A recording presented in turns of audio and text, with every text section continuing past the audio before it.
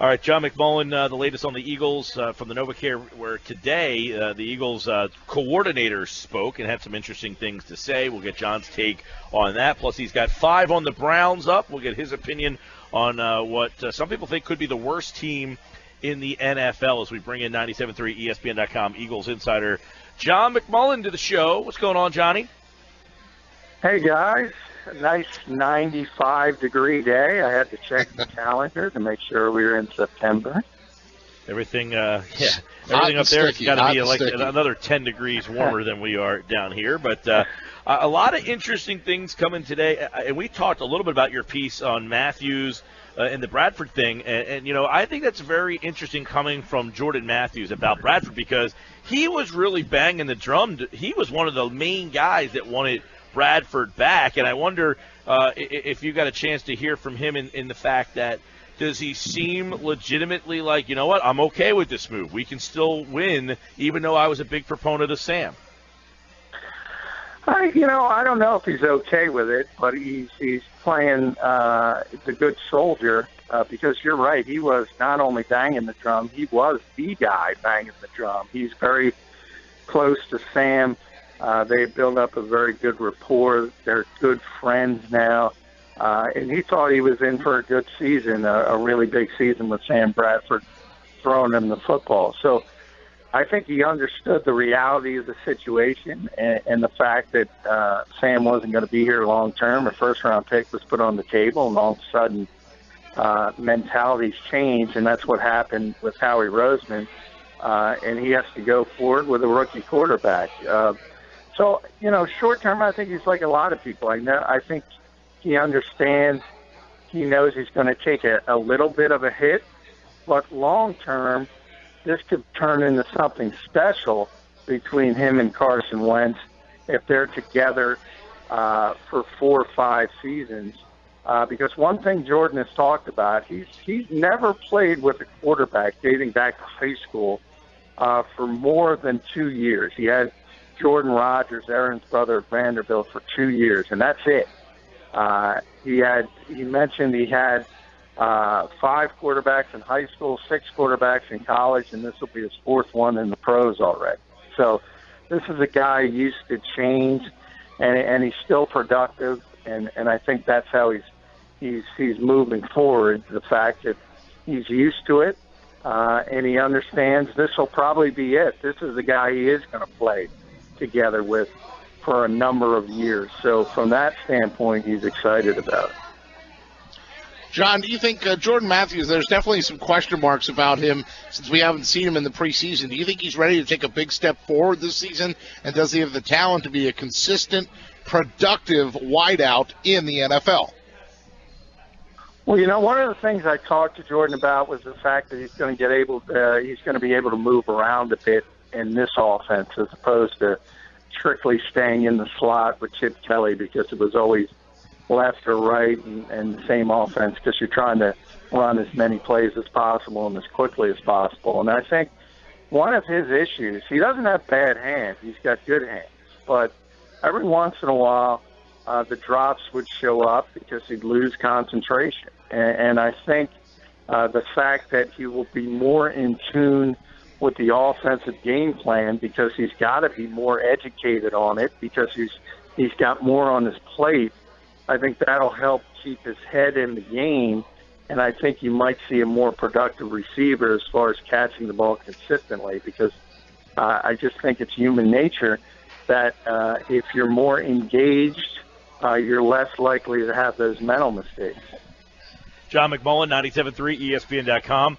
And to follow up on Matthews, the wide receiving core was a problem last year. Riley Cooper couldn't get open. Miles Austin had the drops. Josh Huff just not productive. Who the heck else was out there? I mean, it just seemed like each week it was this receiving core is just not going to get it done. Dorial, Green-Beckham, Jordan Matthews, Nelson Aguilar, who was hurt last year, Nelson Aguilar, Josh Huff. Is this group more productive than the group they had last year? Yeah, I think they will be. A lot of the reasons, as you mentioned, you would expect, even though I don't expect a ton out of Aguilar, I think he will improve at least somewhat compared to what he was. I think this coaching staff has a better handle on what Josh Huff is, and they will get him the football in better ways, and that means manufacturing touches. He's not going to run a ton of routes down the field because he can't do that. And then I think DGB is the wild card because he's got a lot of talent. I mean, he's got first-round talent, and if you can harness that and turn him into a productive receiver, all of a sudden he's got the skill set, he's got the talent, he's got the measurables to be a true number one wide receiver in this league. If that falls into place, all of a sudden Jordan Matthews 2, and as a 2, he's a good player. It's just he's miscast in the role of a number one receiver because he doesn't have the speed, he doesn't have the game-breaking ability you typically think of when you start rattling off the names like Julio Jones, A.J. Green, Des Bryant, people like that. He's not in that category. But all of a sudden, if he's your second receiver, well, that's pretty darn good. So I think a lot of it hinges on what DGB turns into. And I think it's pie in the sky to expect him to turn into Julio Jones. But physically, he's really gifted. So, John, do you think does DGB have number one wide receiver talent is the first half of the question. And if so, then what do you see his role as moving forward? How much has he come along? How much playing time in reality do you think they'll have for him, and how will they use him? Well, the first part of the question, yeah, unquestionably, he's got, from a physical standpoint, he's got number one wide receiver skills, and people in the draft acknowledge that. A number of people called him the best wide receiver prospect since Randy Moss. And then he tumbled because of the off-the-field issues he had at Missouri. He went to Oklahoma, never played there. So he tumbled due to off-the-field issues, not because of what he is on the field physically. But then you add in the fact what went on in Tennessee. He was pretty productive on a bad football team. As a second-round receiver last year, in fact, more productive than Nelson Aguilar. However, Mike Mularkey, they got rid of him for a reason. He didn't like his work ethic. He didn't like his conditioning. And they moved on from him very, very quickly, similar to what the Eagles did with Eric Rowe. So that's a red flag. And that's why I say if the Philadelphia Eagles can tap into something and get him going in the right direction as far as being a professional, well, they might hit a home run, but that's a big if. John, also, Dorial Green-Beckham, interesting because I'm interested to see how far up the speed he is. I mean, is he going to get – Carson Wentz played less than he did in the regular season, and yet he's going to get full disposal of the playbook. Do you get the sense that he is up to speed and that that he's got a full grasp of the playbook? No. Think about this, Mike. We talked about the difference of 8 days going from Sam Bradford to Carson Wentz. Dorial Green-Beckham has gone in 3 weeks. Has had 3 different quarterbacks. Marcus Mariota in Tennessee, then Sam Bradford here, and now Carson Wentz. So. It's been a whirlwind for him, maybe more than anyone else. And no, he doesn't have the offense down. And you saw they're going to limit him to routes that are simple. And a lot is the fade route you saw in the end zone for the touchdown. That's something he can do in his sleep as a 6'5" guy.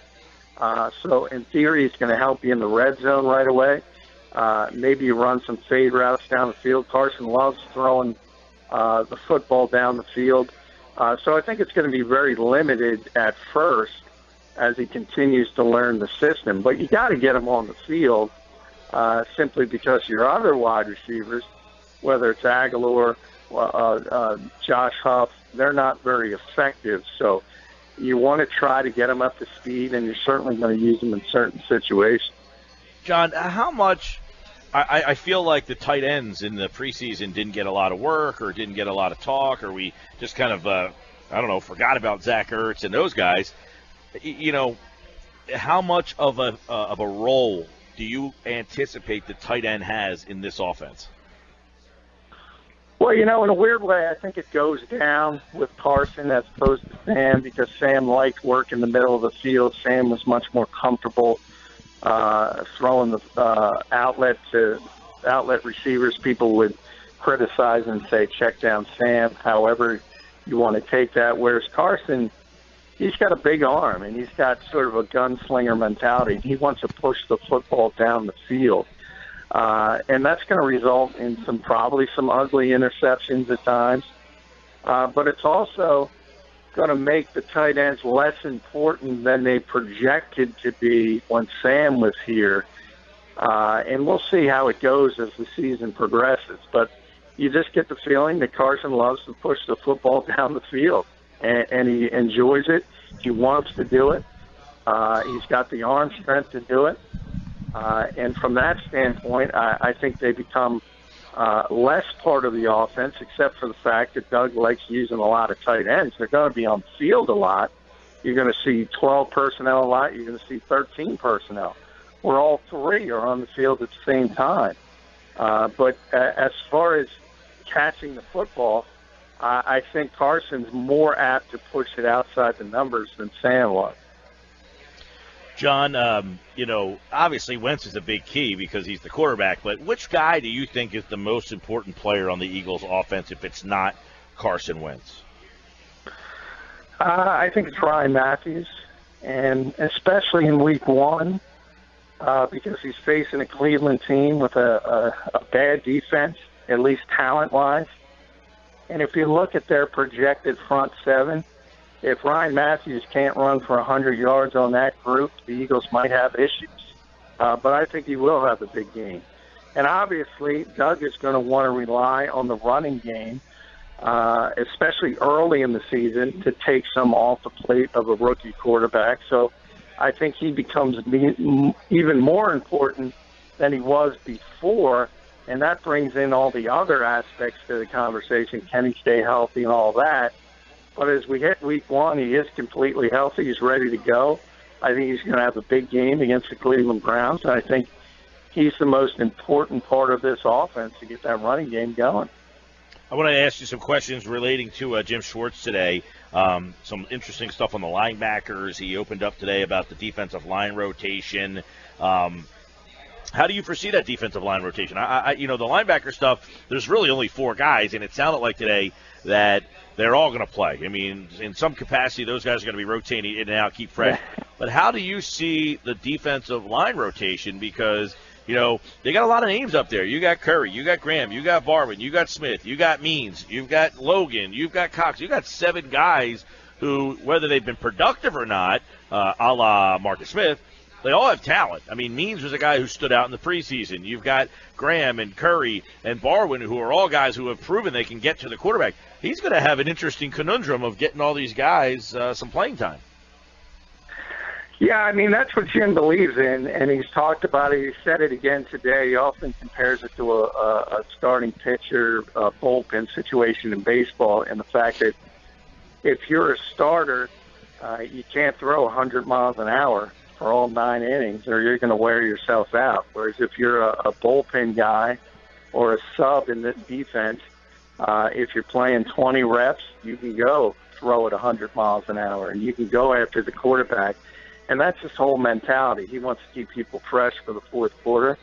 And his best-case scenario would have 8 guys in that rotation.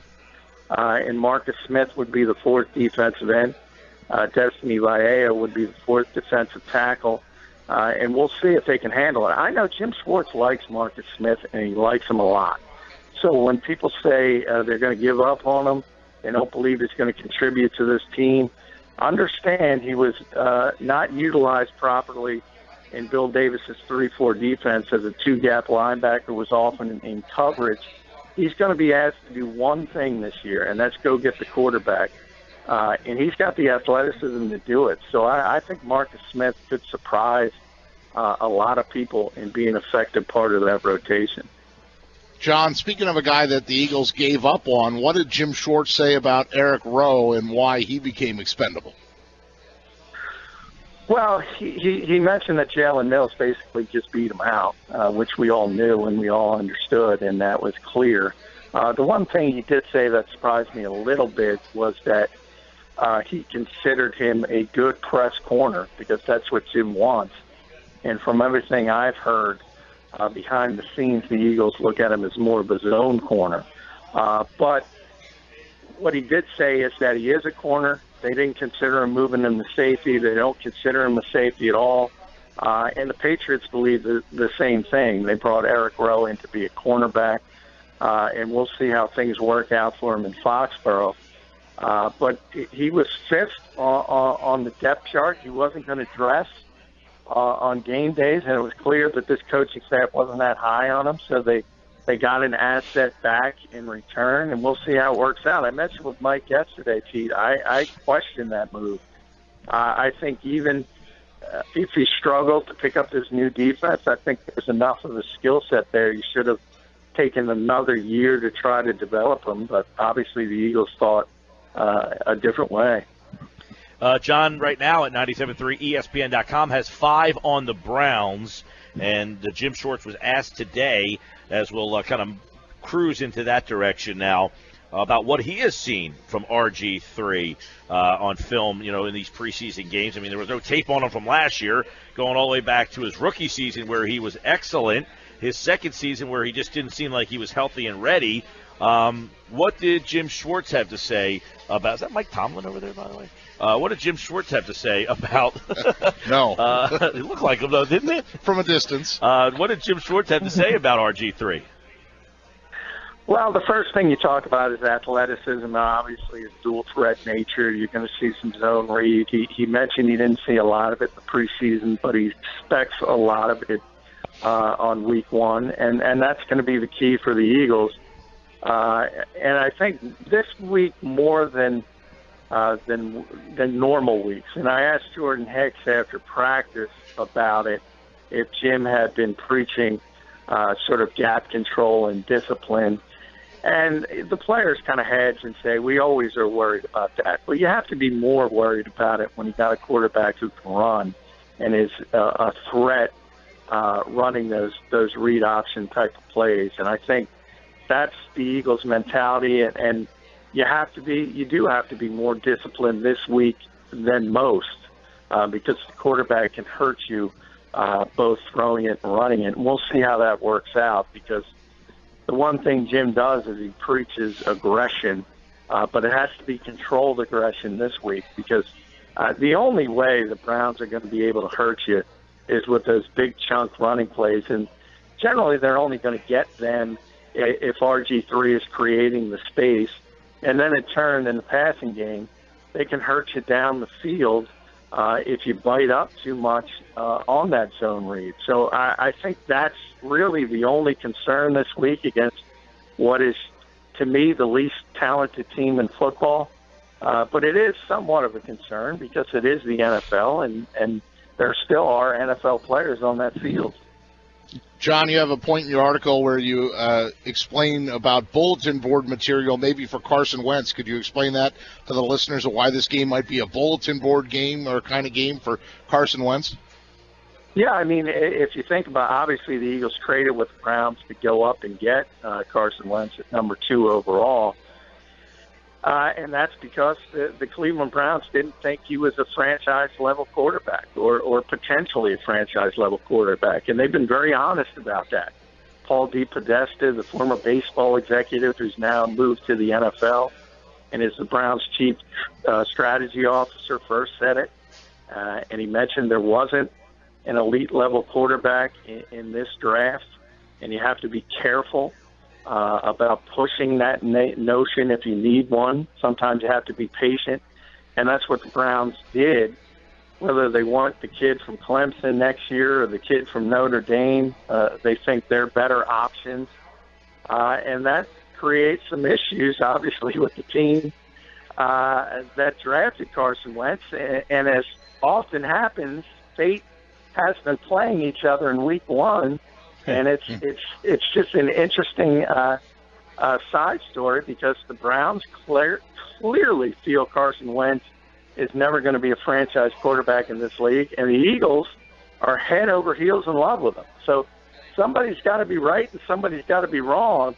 And this Sunday, obviously, is not going to be the final say in that, but it is going to be the first step in seeing which organization was right and which was wrong.